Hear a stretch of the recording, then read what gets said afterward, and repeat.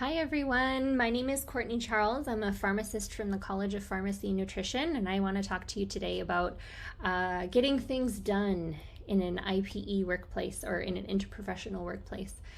My workplace has expanded into significant interprofessional work that I never ever thought I would do, and even outside the healthcare realm. But what I'd like to focus on today is how to get things done. And in the purpose of getting things done, I've tried to record this like many times. And the first time I did it was 40 minutes, so I got to really. Let me talk about who I am. And in the context of, it's important to talk about because it's what I bring to the table. And it's the more I appreciated this about myself and my other teammates that I happen to be working with. I'm constantly surprised at what experiences I could draw to and what I could bring and what actually were strengths that I didn't necessarily think were strengths to begin with. So my biggest knowledge base is obviously being a pharmacist, and that's usually in IPE work. That's usually the perspective that's what I'm bringing. I am bringing the resource of knowing about the drugs, right? Specifically, I take care of geriatric folks. That's my specialty within pharmacy. So end of life and looking after people, and those are really parts of my identity that have related to the career path that I've chosen, right? Other things that come up when I am in teamwork is I'm a mom. I have two kids. That's what Dash and Violet are there for. That's a really good representation of their two little personalities that I've got. In my bottom picture there is in another phase of my life. I was very involved and co-founded a software company, and so I was involved in the tech world for quite some time, and I learned so much information about that really valuable experience. I love fashion, and I love, does that come up often in teamwork? No, it does not. But let me tell you, the indirect impact of that is I love thinking about, the different personas, the confidence that it gives you when you're looking at things like negotiating or, and as traditional boardrooms change, how and become more diverse and inclusive, and how those things are going to be much more powerful, and we should talk about them. I've got Elle Woods down in the corner there to talk about just a little bit about my personality a little bit. I like a challenge, man.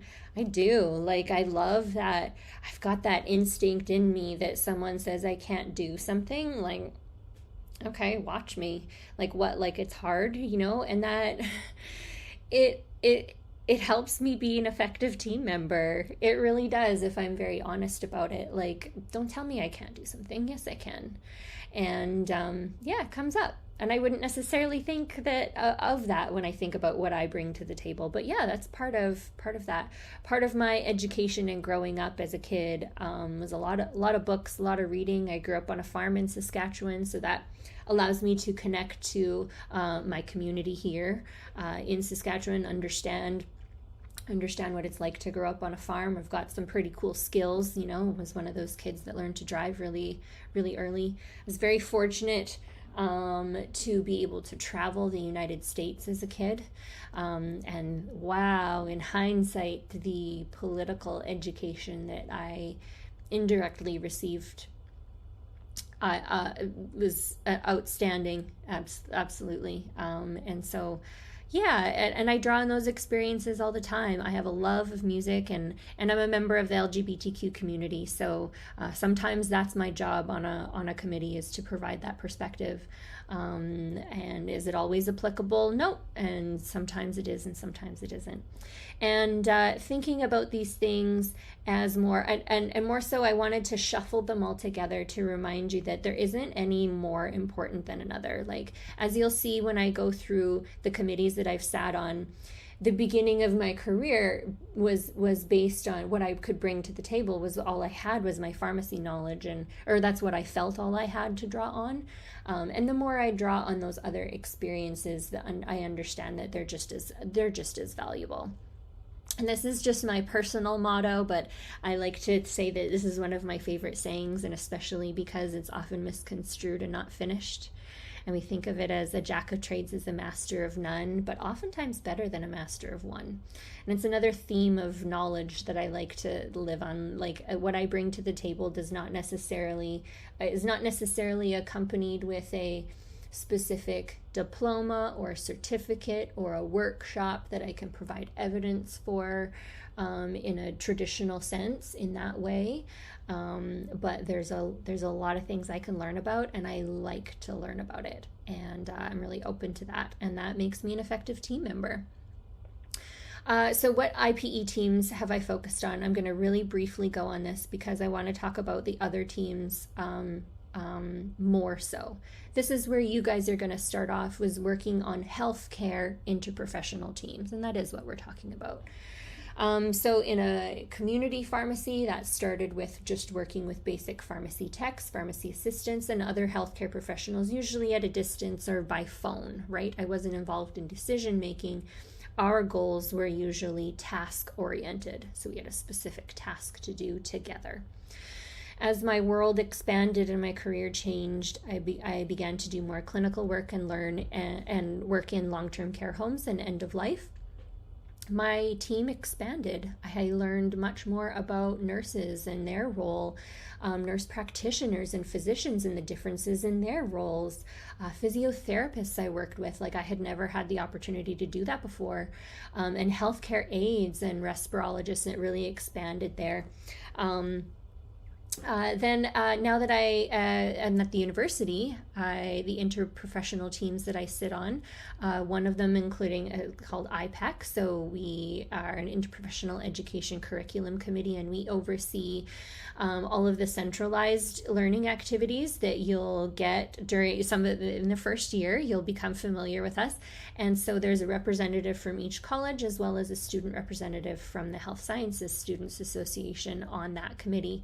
And so our goal is to maintain and offer these learning activities for you with specific learning objectives in mind. And then the other IPE things that I do is I do IPE teaching. So I will be teaching, and I have for many years, the pharmacology to nurses. So you are learning your pharmacology from a pharmacist. And there's value in that, absolutely. And it's reciprocal. It's absolutely reciprocal. And it's so important because I can teach nurses the exact things, how to help me do my job better as well.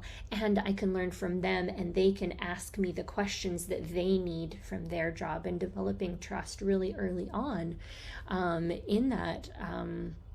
In your career, into what a pharmacist can do for you. I think there's a lot of indirect benefit there too. Now, these are the new ones to me, and this is where my world has really kind of blown apart, because I'm no longer just confined to the healthcare perspective with my IPE teams, which has really blown my mind, and it's really, it's expanded my world and knowledge base considerably. And the focus that I wanted to bring on is more about those identity pieces and how important it is to bring that to the table and not be scared about that, and share those when appropriate. So for example, the newest teams that I have are a few union committees. These are both elected positions. And so we are teams that are formed a little bit differently. We are formed because of interest and because of, yes, I want to do this. I am passionate about this work. So the first one is the executive committee for the union. So my colleagues have elected me to sit on a board, and the function of that board is to carry out the administration and the management of the affairs of the association, the union. And what I wanted to highlight here, and what I enjoy so much about this committee in particular, is the diversity. Like I've never had the opportunity to work with people with expertise like this. So for example, the chair of our committee is Dr. Geraldine Balzer from the College of Education, and her research focuses on decolonization and social justice. Dr. Doug Chivers is a behavioral and evolutionary ecologist in aquatic animals. Dr. Yulita Vasileva is a leading researcher in modeling, personalization, and social computing and artificial intelligence in education. And Dr. Linnea Cadell is an experimental plasma physicist. And so, that's just so cool. I get to say that I work with all of these amazing people. And what we bring to the table is just so much more than that. Like, yeah, these are their degrees and certificates that they bring to the table, but what's underneath is just delightful, I must say. And it's helpful to have committees that are formed in a different way, rather than, I'll talk about that in a minute, but to be on a committee that's formed with the purpose of the passion comes first, and then we use our strengths and we accomplish what we can. And that's some of my advice that I'm going to give for you later. The another one that I want to talk about, because, and I've got a special heart on here, is because I'm making some active choices this year to put a lot of time into this committee, and this is my newest one, so I've got some work to put into it. So the Joint Committee for the Management of the Agreement is a really important committee on campus, and I'm co-chairing it this year with a colleague that I haven't even met yet, but I've done some investigative work to see who I'm going to be co-chairing this committee with.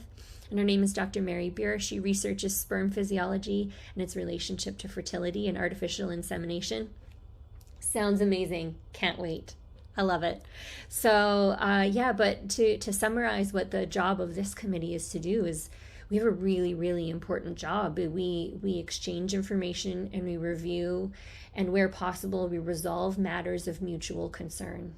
And so what does that mean? Is we solve arguments when there's a disagreement between the employer and the employee. It comes to this committee to try to iron it out. And so it's a problem-solving committee. There's a lot of high stakes often on the choices that are made in that committee, of making sure that everyone's on the same page. And so that comes with pressure, and what it comes with is effective interprofessional work. And in order for me to be able to accomplish that, I'm going to need to put some more time into it this year. And that's a conscious choice that I'm going to have to make. So, it comes up later. I've got a little reminder of what I mean by that and some general advice to you. But these aren't the only committees that I sit on. I sit on. I do a lot of committee work, but some other ones that I've absolutely enjoyed are Committee on Women's Issues, where I developed I joined an extraordinary group of women, same impressive list of qualifications. And then also I am involved in negotiating our collective agreement. So we do that, and that's another IPE team that I belong to. And it's fun. It's expanded. So I want to keep going. Keep going.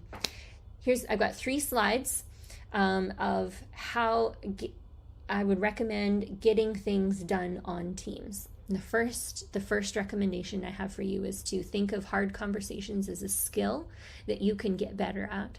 And of course, it's hard to have hard conversations. That makes sense. But they become easier the more you practice. And what do I mean by hard conversations?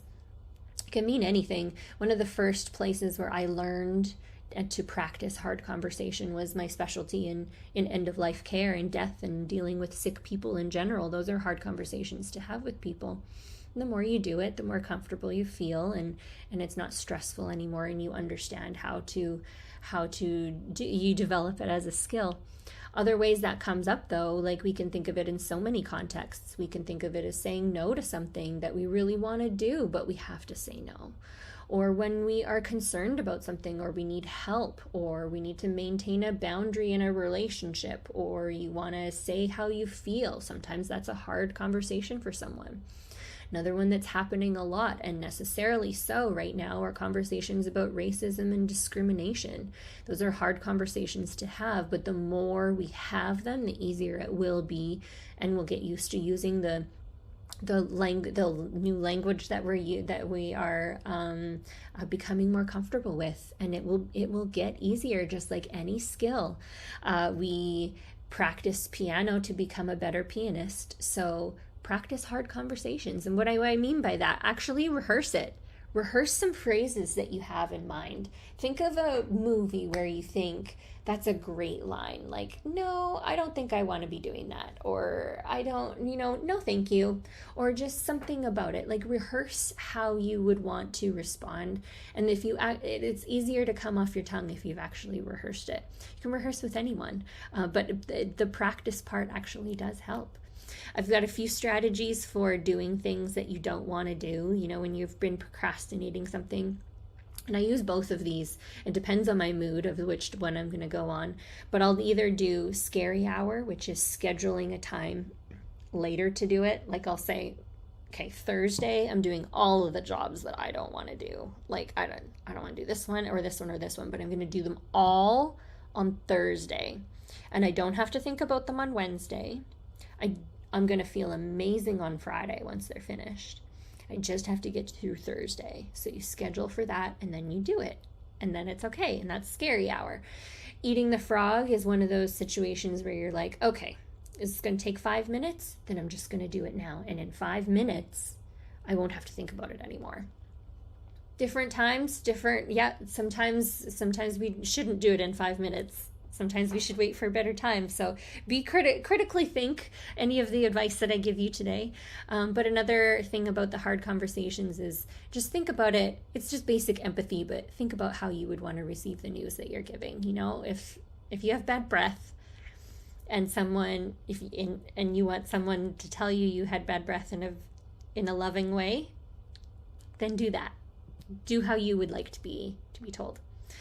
One thing that has exponentially improved IPE work, especially when I see this outside the context of healthcare, but like it's just so applicable like everywhere, is building accountability within so that the team members don't build resentment.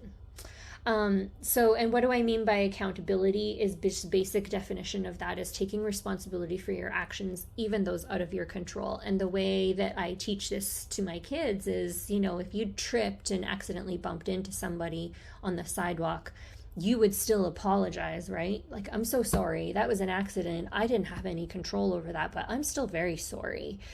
Won't do it again.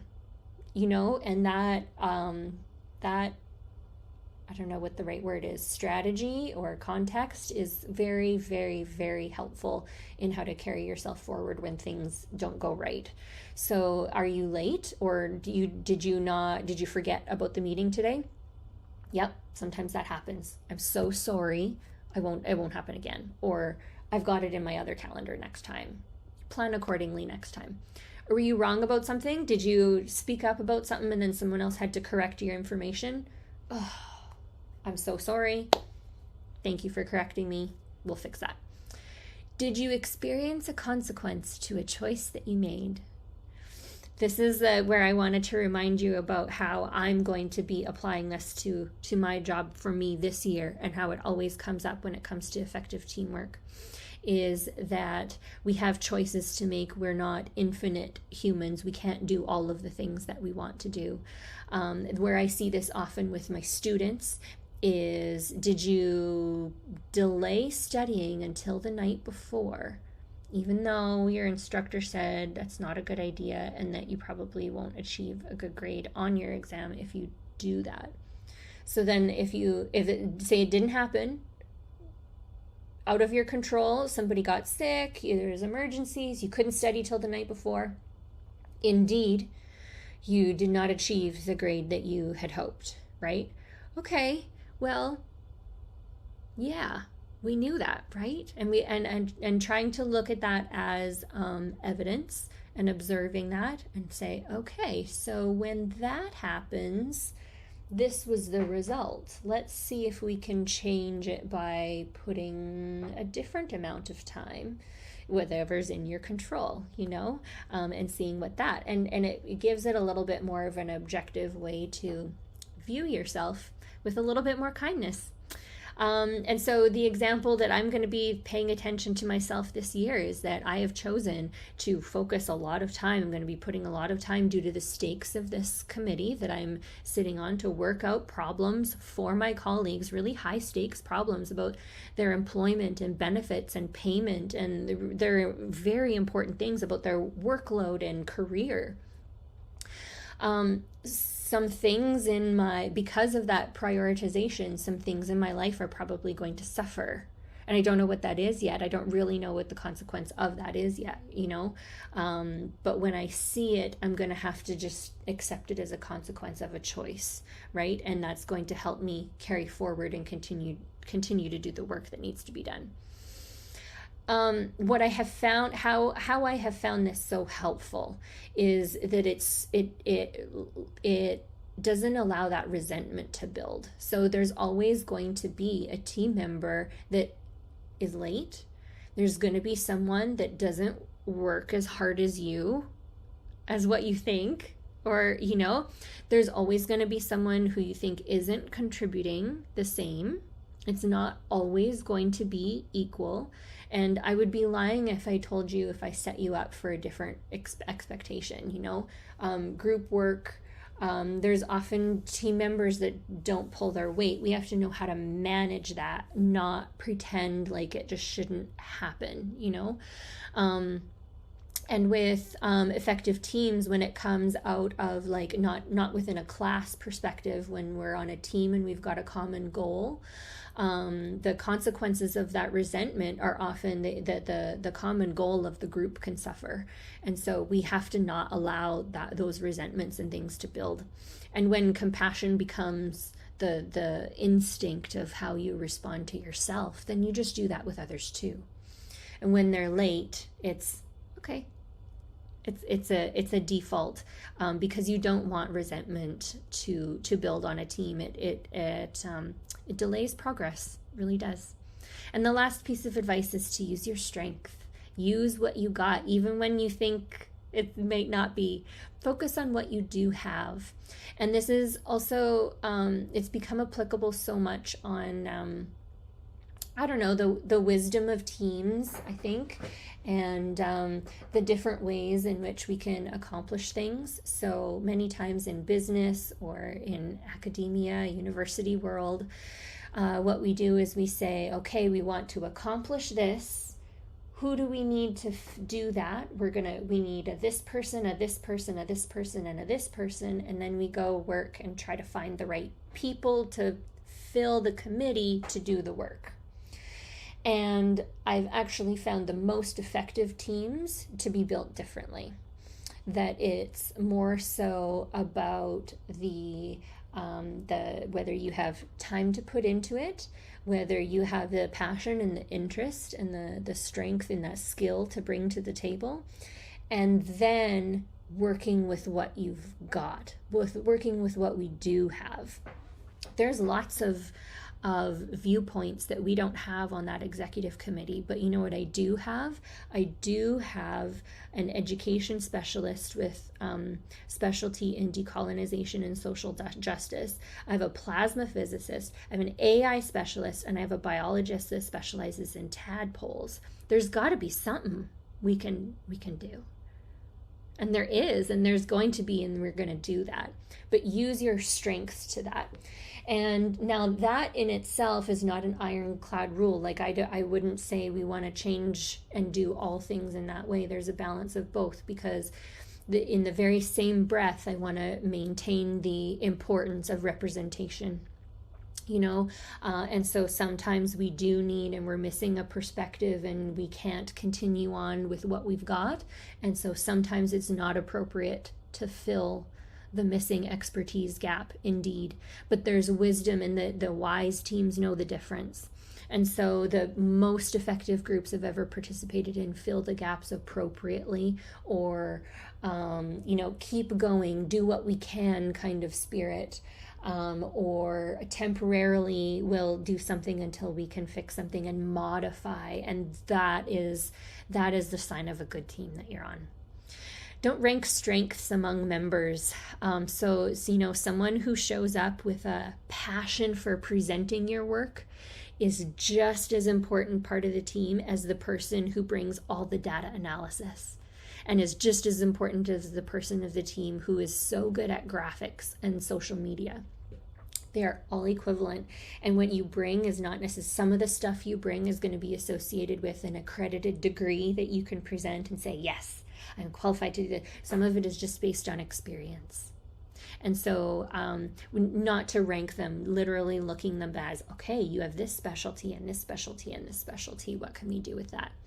And letting your true interests guide your career is really, it's not only makes for effective teams, but you'll be happier in your job if you get to do things that you like, and it leads to, it organically leads to finding people that are like you, and letting yourself dig into things regardless of what people think of them.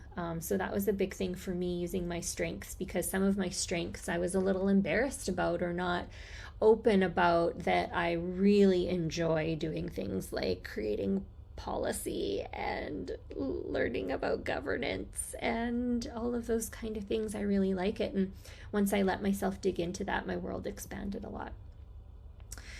General pieces of advice is, don't, including this advice that I'm giving you right now, critically think about it. Don't just blindly take it. And the most useful thing that I do when I think of someone's giving me advice about how to handle a certain situation is, well, do I admire how that person handles themselves? And regardless of how I answer that question, there is always a lesson to be learned from it. Because if it's yes, I do, then okay, maybe I will consider doing what they're advising me to do. But if I don't, then I've still learned something. If I don't necessarily admire how that person has handled that situation that I'm talking about, I've still got value, because I've still identified, I know for sure I don't want to do that. I can keep that to myself. I don't have to say anything. I don't have to tell them that I'm not going to take that advice, but I can still learn from it. The best way to pivot direction, if you come at an uncomfortable topic, let's say you've just had a hard conversation with someone, there's a hard stop, someone was late, someone's in a rotten mood today, someone broke up with their significant other the evening before and is having a really tough day, the best way to pivot direction, if you need to change the mood, you need to change a topic, you need to change something, is to start with thank you. And it's surprisingly effective no matter what. It can shut down someone who is angry. Not shut down, but I mean it can calm someone who is angry. Thank you. Thank you for sharing. It can calm someone who is emotional. Thank you for sharing that. Even if you don't mean it, but thank you. It's easy words to say, thank you, and go from there. It's general enough advice that it can be inserted, and you'll be wise where to go from there. But inserting gratitude is an excellent doorway to pivot, to change direction. Ineffective teams should be disbanded. If we're not doing anything on the team, we should get rid of it. And I know this isn't applicable to you guys at the moment because you don't have much power when it comes to this, right? You're doing group assignments, you're doing IPE work because you have to at this point. And I get it. But I don't want you to get stuck in thinking that you have to continue. If you find something that's not effective, you will be doing a good thing by disbanding that and going in another direction. Radically accept who others present them to be. You're not always going to like everyone on your team. You're not always, like I mentioned before, there's going to be someone who you feel isn't pulling their weight or has the right attitude or isn't working as hard as you. It's about managing that, because I would be lying to you if I said that doesn't happen everywhere. Like you'll be frustrated about it in this class, and then in term 2 there'll be another class, and then in next year there'll be something else, and then your first job, and then the first other team you're on. It'll always be there. So relinquishing control over that can be helpful. And then recognizing wisdom. So And it's more in line of kind of already harped on this a little bit, but that is not necessarily, wisdom does not necessarily mean the oldest person there. It doesn't necessarily mean the person with the most degrees, because that can get really impressive. People with multiple PhDs and certificates and workshops, and we often can just distribute like, yes, this person is the most wise about this, but not necessarily. Wisdom to me is different. And wisdom is, I want to talk about how I identify wisdom. And when I do, I recognize it as something completely different. It's something that is usually calm, incites a reaction within, like, yep, that's the right thing to do. It's warm, it's loving, encouraging. It can be courageous and it can be different, but it's not harsh, and it's not, I don't know. Wisdom is different from me, and so it'll be up to you to define what wisdom is for you and how to identify it. But it's very helpful when you can try to get a grasp on that as you go forward. So I will stop now. I think I'm still over what I wanted to say for time, but thank you so much for listening. I can't wait to see all of you in your careers, and it's a really exciting time of year, and have a great rest of your day.